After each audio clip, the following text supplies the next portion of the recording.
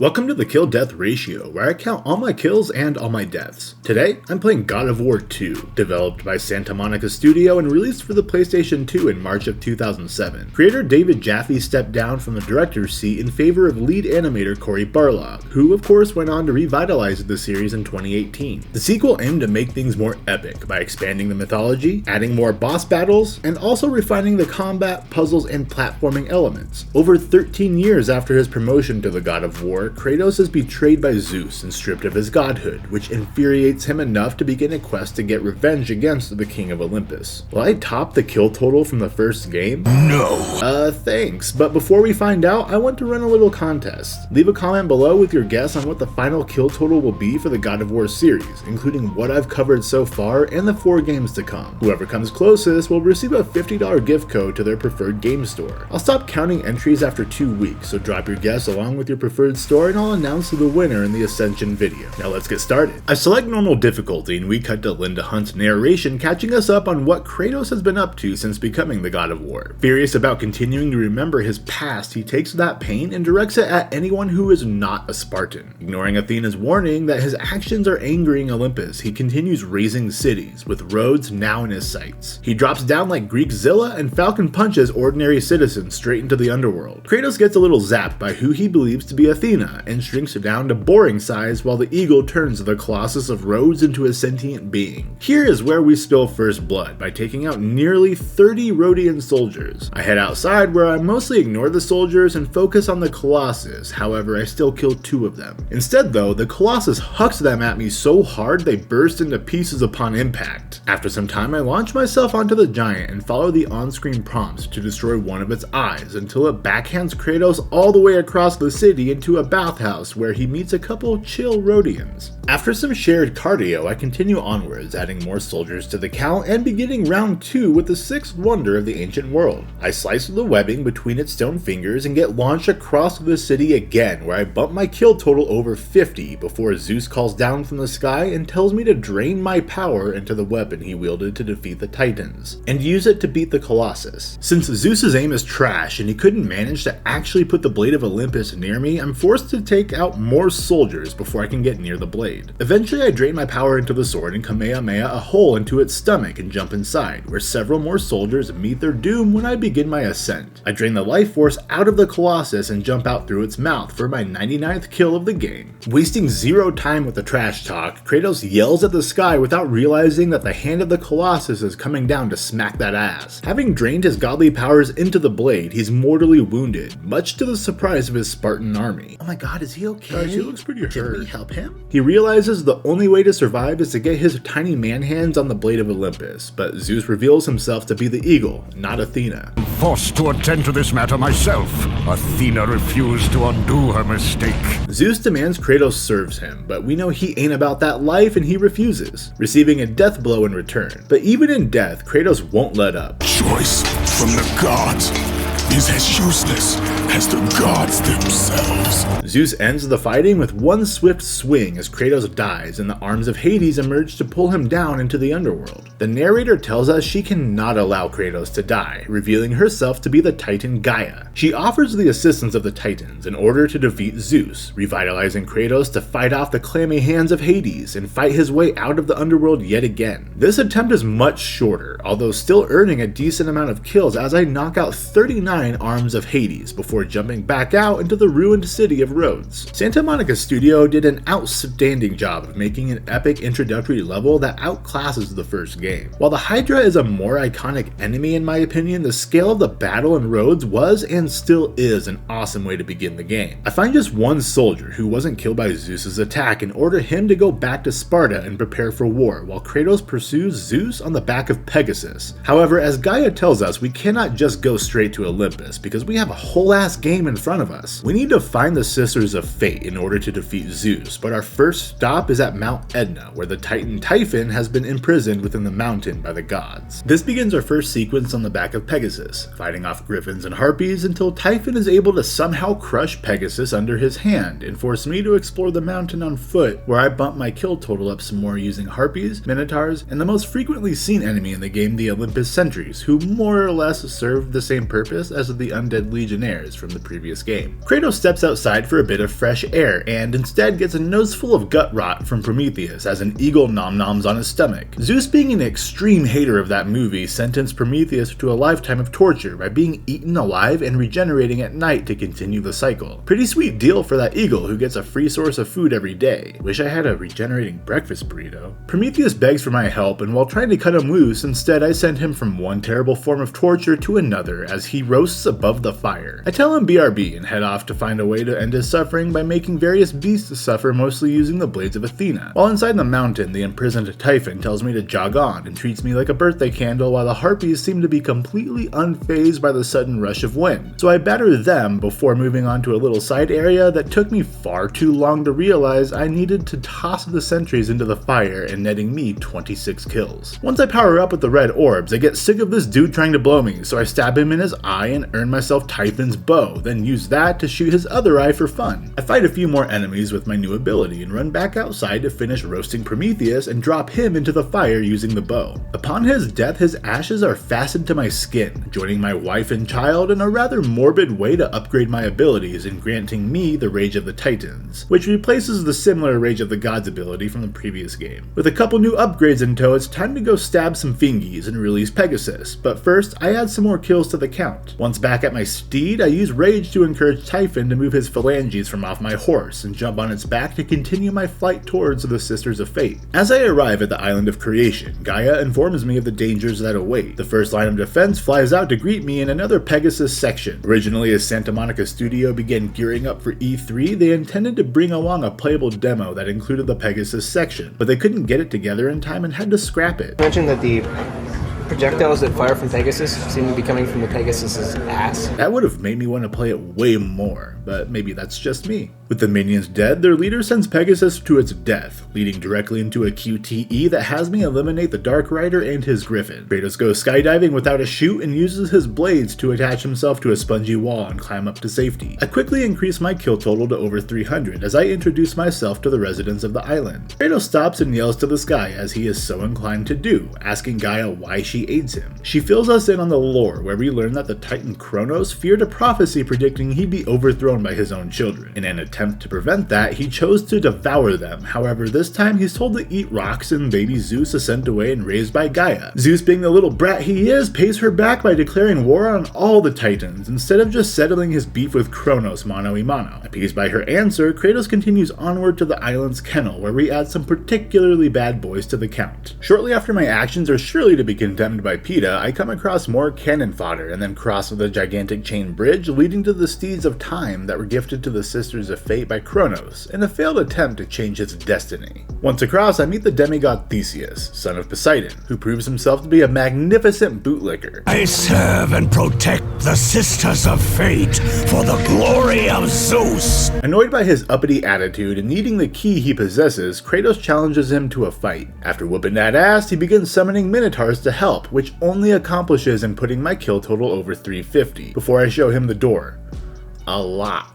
And take the key from his corpse. Impressed by my cool, level-headed demeanor, Kronos gifts me the last of his magic that I immediately test out on some sentries. With them out of the way, I can head to the front and begin the puzzle to release the steeds. I encounter 5 harpies with a death wish, and then release all 4 horses and encourage them to pull forward, connecting the island and temple together so Kratos can continue his journey while the epic soundtrack blasts. The earlier games in this series had several composers making amazing music for the original trilogy, with Gerard Marino, Ron Fish, Mike Reagan, and Chris Velasco being consistent contributors. I begin to trek back to the temple, earning several more kills and meeting a weak but pesky new enemy called the Nymph. With them out of the way, I earn a new toy called the Amulet of the Fates that allows me to slow down time temporarily and becomes a very useful tool for puzzles and the occasional combat scenario. Sensing my progress, the Fates contact me to try and discourage me from continuing on, saying my fate is sealed and only death awaits. But Kratos has a way with words. words. My death is what began this journey. And bashes the statue's face in an act of defiance. I cross through the newly created hole and find myself in another fight with the returning Wraiths and Cyclops and their little oinker friends. After I get a break from battle, I unblock the path in front of me, granting access to the island and getting ever closer to the Sisters of Fate. Gaia points out the tower they reside in, but the conversation is cut short when I'm attacked by Alric, the Barbarian King, who was mere moments away from sending Kratos to the underworld until Ares came down to assist. Alric fought his way through Hades and journeyed here to change his fate as well. He gets his chance to do that as the fight commences and I take out his horse. He gets aggro and succeeds in killing me by being cheap and breaking off part of the platform. Luckily, I'm the main character, damn it, and come back to kill his horse again. He summons some barbarian help, including a familiar face. Not you again! I kill them and the ship captain again, right before initiating the final QTE that I unfortunately fail for my second death. The next time around, I add good old Alric to the tally and bash his leftover minions with his own weapon. Similar to the original game, the vast majority of God of War 2 takes place in one location. However, the biggest difference between Pandora's Temple and the Island of Creation is how much more varied and beautiful the island is. This game really pushed the PlayStation 2 to its limits, and at the time people were baffled as to why they'd release the game for the PS2 instead of the PS3, which came out a few months before God of War 2 hit shelves. It didn't make sense for them to allocate resources to creating a PS3 version when it was going to be backwards compatible anyway, and so many more people owned a PlayStation 2. With the barbarians eliminated, I progress further into the Bog of the Forgotten, where I gain plenty of kills as I meet enemies old and new, such as the Beast Lords, who are annoying as all hell in the back of the Cyclops and very reminiscent of Kratos atop the back of ogres in the modern games.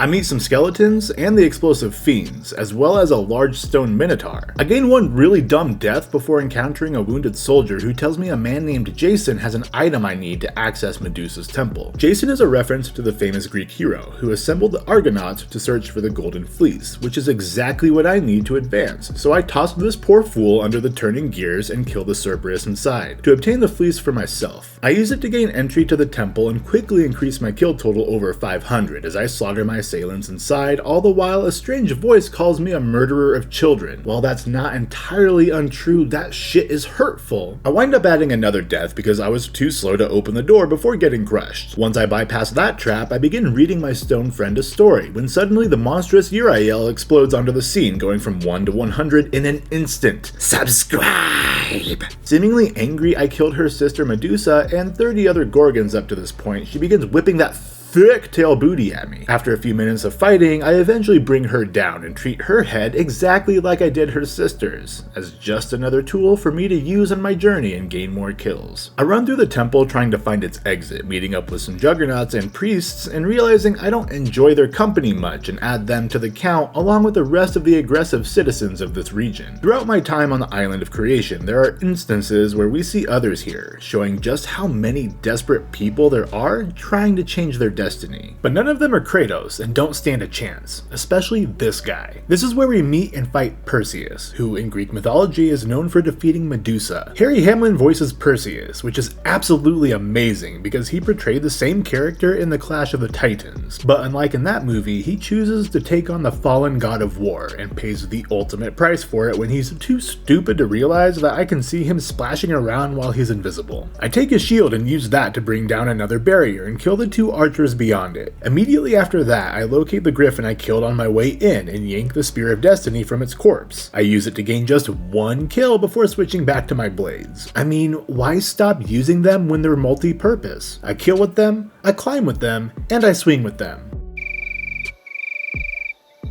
Okay, that was user error. This is how it's actually done. I clear out the caves, and when I emerge from the other side, I come up on Icarus, who is clearly unhinged, rambling about how he's the one that will meet the sisters, and despite Kratos' best attempts to ignore him, Icarus keeps pushing his luck until eventually he seals his own fate and starts a fight with the ghost of Sparta. We fall off the bridge, and I begin pummeling the old man until I eventually tear his wings off and send him into the underworld, where I glide onto the face of Atlas. The Icarus wings were originally intended to be in the first game, but ended up getting cut due to time constraints. In the deleted levels documentary, you can see Kratos actually has control over flight, whereas we can only use them to glide here. This game saw plenty of cut content as well, with the Titan Oceanus being left out, with levels in Sparta and Atlantis being cut entirely. However, Atlantis would show up later on in the Ghost of Sparta on the PSP. Because of Icarus's tomfoolery, we now need to climb out of here and get back to the surface, but plenty of enemies stand between Atlas's eyeball and the surface. Eventually, I reach the chains holding Atlas in place, breaking them and freeing his arm. He grabs Kratos, and once he recognizes him, begins trying to crush him. This conversation was confusing, as it's clear these two have a past that we haven't explored yet, but we'll get those answers when I cover the Chains of Olympus. Kratos tells Atlas his plan to take down Zeus, convincing Atlas to help him in any way he can by granting me my favorite magical ability, the Atlas Quake, and offering to put me back on the surface across the Great Chasm. Michael Clark Duncan's instantly recognizable voice makes Atlas an intimidating figure and also made me miss seeing that man and stuff, as it's already been over 10 years since his tragic death. Rest in peace, big man. I arrive at the Palace of the Fates that serves as the final stepping stone before I can meet the Fates themselves. Of course, the palace contains plenty of kills for me to tally up, pushing that total into quadruple digits using the massive amount of foes I run into on my way through it. I don't run into any more unique enemies outside of a couple scholars that live here, and Kratos uses to translate the tomes and sacrifices them to the Fates. Their bloody blood pleases them, giving me further direction to find a phoenix that will uncover the path so I can gain audience with them. The palace may have bumped my kill total up a lot, but it also succeeded in nearly doubling my death total because of traps, gorgons, and molten hot magma. After releasing the Phoenix, it remains perched outside, but a mysterious soldier stands in my way. We go toe to toe, and after I defeat him, I find out it's the last soldier I sent back to Sparta to prepare for war. He informs me that Zeus came down and laid waste to the city, so he came here to try and change fate as well. Upon realizing Kratos is here to do the same, he gains confidence that Sparta will be saved and becomes kill number 1030. His death gives Kratos even more reason to scream at the sky some more, while the Kraken comes up behind us. It snatches our pale warrior and squeezes so hard that Gaia has to intervene and upgrade my rage abilities. Kratos frees himself using Kaioken and eliminates the Cryoken after a few minutes of slashing by cramming a bridge right into its face hole. This gives me a way to cross to the Phoenix, where Kratos simply stabs the damn thing and flies it up to the Temple of the Fates. Shortly after touching down, the first sister comes down to greet me. Lachesis claims they are the ones that determine everyone's fate and that no one can change that. She was the one that allowed Kratos to come this far, but I call BS on that and show her what it feels like to be smacked by my blades. She takes me down once to increase my death total, but when I restart I make quick work of her, prompting her sister Atropos to tag in. She pulls me back in time during my kaiju fight with Ares, and threatens to take away the blade of the gods so his past self has no way to defend himself. And I took that personally,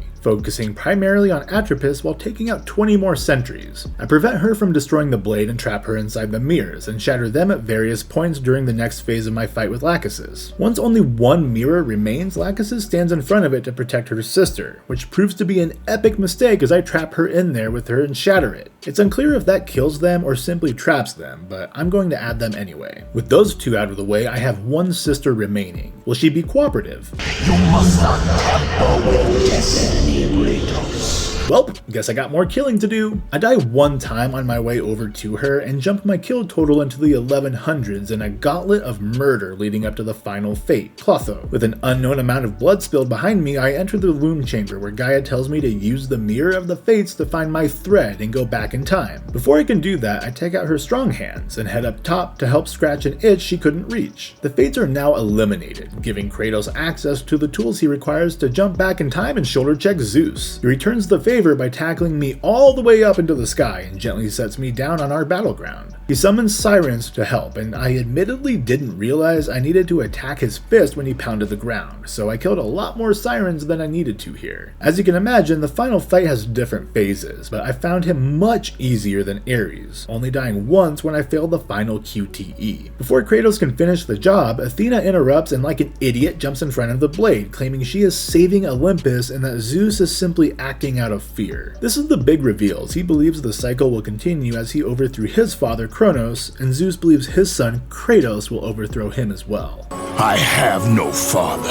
On that note, Athena falls, and even though Kratos killed her, it wasn't done through any actions of my own, so I won't be adding her to the count. Not done messing with time, Kratos goes all the way back to the Great War between the Titans and gods, and pulls every Titan back to his time to face the gods again. We cut to Zeus giving a hype-ass speech to his bros, that gets cut short when Mount Olympus begins rumbling, and we see the Titans climbing their way up with Kratos on the back of Gaia doing what he does best, shouting at the sky. Zeus, your son has returned! I bring the destruction of Olympus! And the game ends there on one of the biggest goddamn cliffhangers. This game had the Halo 2 effect on me because it ended right when things were about to go down, forcing us to wait years for the conclusion. Luckily, we don't need to wait years, so while Kratos and the Titans climb their way up Mount Olympus, we'll go ahead and check the final numbers. I finished God of War 2 with a total of 1,165 kills, which is just 6 kills shy of Ragnarok's total. I found this game much easier than the original, finishing with 19 deaths. That gives me a total kill-death ratio of 61.32. I beat God of War 2 in 11 hours and 7 minutes, which gives us a kill on average about every 30 seconds and a death about every 35 minutes. God of War 2 improved upon everything the original game did and put Santa Monica Studio on the path to becoming one of Sony's most important developers. Despite that insane cliffhanger, we won't be diving into God of War 3 yet, as the next game up will be Kratos' first PSP outing in the Chains of Olympus. If you're not subscribed yet, please consider hitting that button down below, and don't forget to include your guess on what the final kill total will be across all the God of War games. I'm King Deschain, signing off for now.